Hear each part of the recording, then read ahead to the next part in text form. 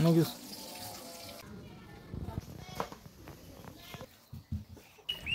আসসালামু আলাইকুম বন্ধুরা, আশা করছি সবাই ভালো আছেন।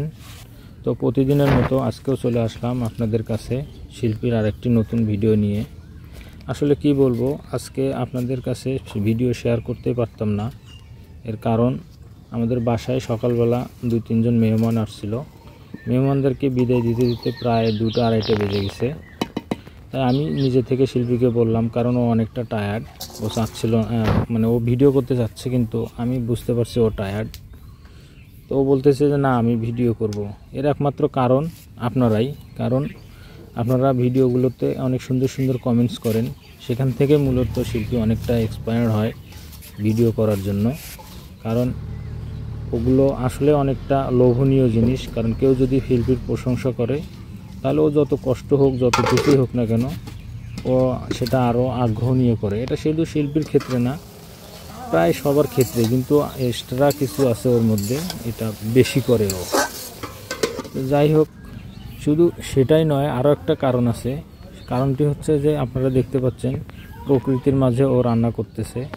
আসলে আপনি যদি ঘরের মধ্যে বদ্ধ পরিবেশে রান্না করেন বা কিছু করেন, সেটাতে আপনি যতটা ফিলিংস পাবেন বা যতটা এনার্জি পাবেন, তার চাইতে বাহিরে যদি করেন, বিশেষ করে রান্নার ব্যাপারটা যদি প্রকৃতির মধ্যে করেন, মানে সেটা কেমন জানি একটা আলাদা মনোবল তৈরি করে, এবং পাশাপাশি সেটা কেমন জানি পিকনিক মনে হয়। আর একটা বিষয় আপনাদেরকে আজকে একটু পরিষ্কার করি, সেটা হচ্ছে আপনারা অনেকেই ভিডিওতে কমেন্টস করেন, সেটা হচ্ছে যে আমাদের জায়গাটা অনেক সুন্দর। আসলে কি বলবো, আপনারা তো দেখতে পাচ্ছেন ভিডিওতে অনেকটা সুন্দর, কিন্তু বাস্তবিক অর্থে এটা আরও সুন্দর।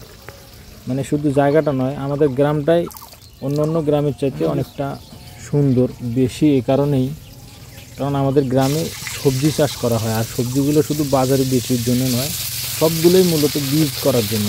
আর সেই জন্যই সবজির সময়, মানে এখন কিছুটা সবজির সময় আছে, এর আগেও গেছে, শীতকালীন আছে।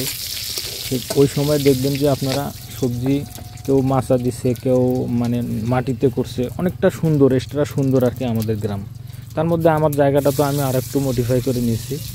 তবে আশা করছি আমার জায়গাটা এখনকার চাইতে সামনে আরও ভালো হবে, আপনারা দেখতে পারবেন। আর ভালো হলে, আপনি যদি আপনার মন খারাপ থাকে, আপনার বাড়ির চারপাশ, আপনার বাগান এরকম যদি থাকে, মনটা অটোমেটিকলি ফ্রেশ হয়ে যায়। আর সেখান থেকে কিন্তু আজকে শিল্পী যতটা টায়ার্ড, ও কিন্তু আজকে রান্না করতো না, শুধুমাত্র আপনাদের কমেন্টসের কারণে, দ্বিতীয়ত আমার এই জায়গাটার কারণে। মানে এখানে পাক করতে গেলে ও আলাদা একটা ফিলিংস পায়, যার কারণে আর কি। তো যাই হোক, অনেক কথা বললাম আপনাদেরকে। কথা বলতে বলতে শিল্পীর রান্না প্রায় শেষের দিকে। ও ইতিমধ্যে একটা রান্না শেষ করে ফেলেছে। এর আগে আমি বলছিলাম যে আনাজির ডাঁড়া, কচু না, এক্সট্রা নাম ওটা আনাজির ডাঁড়া, সেটা পাক করছে আলু কুচি দিয়ে। আনাজির ডাঁড়া এখন মনে হয় ঝিঙ্গা মাছ আর আলু দিয়ে ঝোল পাক করতেছে। ভালোই হবে মনে হয়, ভালো না হয়ে তো পারে না। শিল্পীর হাতে সব রান্নাই ভালো হয়, আমি জানি। আমি এক্সট্রাভাবে প্রশংসা করছি না। এই যে কথা বলতে বলতে শিল্পীর রান্না শেষ হয়ে গেছে, এখন ও খাবে। আমাদের বাবুটা ওর পাশে, দেখতে পাচ্ছেন আপনারা। দোয়া করবেন সবাই ওর জন্যে।